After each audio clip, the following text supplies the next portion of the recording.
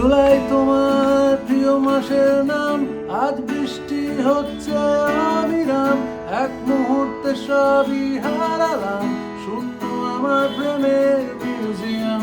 জুলাই তোমার প্রিয় মাসের নাম, শহরে গ্রাফিতি সব মুছে দিলাম, যন্ত্রণা সব গিলে নিলাম, তোমায় ভালোবাসতে চেয়েছিলাম। হ্যালো সবাইকে, সং স্টোরি শর্টের পরবর্তী এপিসোডে সবাইকে স্বাগত। আজকে একদম নতুন একটা গান নিয়ে এসেছি। গানটার নাম জুলাই। আমার নতুন অ্যালবাম ব্যথা নেই থেকে এই গানটা সদ্য মুক্তি পেয়েছে। এই গানটার জন্ম কেন হলো?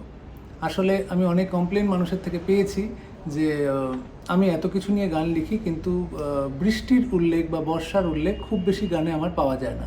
একটা দুটো আছে, এই শ্রাবণ রয়েছে, সেটা অবশ্য অরিজিনাল লেখা হয়েছিল আরও শীত এবং পরবর্তী ছবির প্রয়োজনে সেটাকে এই শ্রাবণ করা হয়েছিল।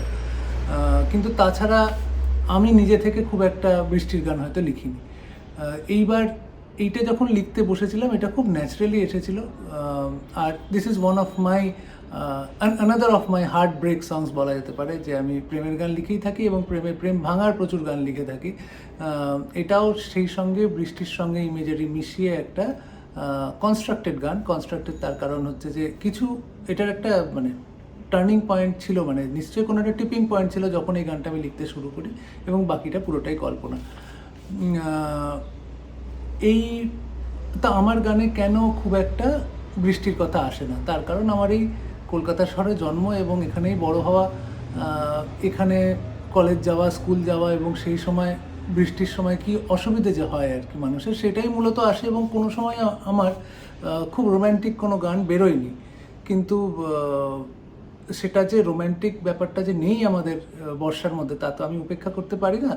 বাড়িতে বসে বর্ষা দেখতে বেশ ভালোই লাগে।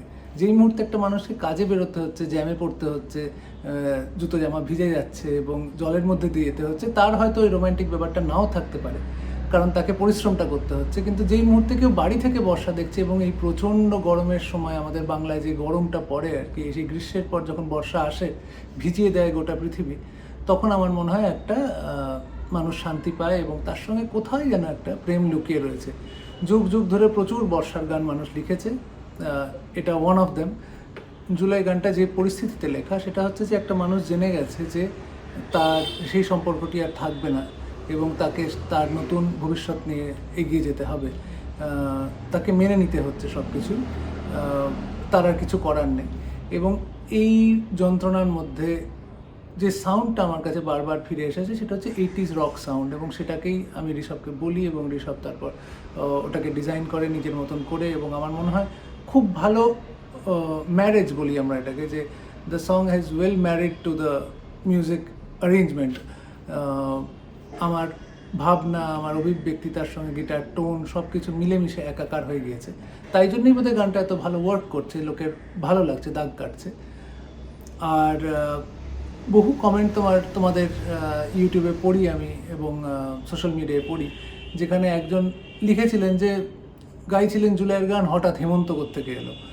কারণ পরের ভার্সে আছে যে হেমন্তের অরণ্যে আমরা ছিলাম। তো এই প্রশ্নটা খুব ভ্যালিড প্রশ্ন। তার উত্তর আছে একটা, যে হেমন্তের অরণ্যে আমরা ছিলাম, তুমি নিজের খেয়ালে চললে নদীর তীরে।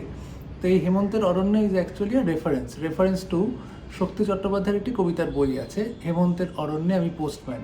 সেই বইটি ধরা যেতে পারে যে আমি আমার প্রেমিকা একসঙ্গে পড়ছিলাম, এবং পড়তে পড়তে সে উঠে চলে যায় নিজের খেয়ালে সে নদীর তীরে। বলতে তো এটা তো সবই অ্যালেগরি এবং মেটাফার্স আর কি, যেভাবে বলা হয়। কিন্তু আমরা একসঙ্গে সেটা কবিতা পাঠ করছিলাম হয়তো, সেখান থেকে সে হঠাৎ উঠে চলে যায়। এইভাবেই শক্তি চট্টোপাধ্যায়ের কবিতার বইটির রেফারেন্স আসে। এখানে হেমন্তকালের কোনো রেফারেন্স নেই, এটা মূলত জুলাই নিয়েই গান। আর ওই যে বললাম, এর মধ্যে একটা হার্ট ব্রেক আছে। আমি হার্ট ব্রেক সংস লিখতে ভীষণই আমার ন্যাচারালি আসে আর কি, আমাকে খুব পরিশ্রম করতে হয় না, এবং ছোট একটি ঘটনা যেটা মনে দাগ কেটে যায়, সেটা কোথাও যেন আস্তে আস্তে আস্তে আস্তে বড় হয়ে গোটা মনটাকে ভিজিয়ে দিয়ে গান হয়ে বেরিয়ে আসে। এই বর্ষার মাসে সবার জন্য থাকলো জুলাই। শুনতে থেকো এবং আবার দেখা হচ্ছে সং স্টোরি শর্টের পরবর্তী এপিসোডে।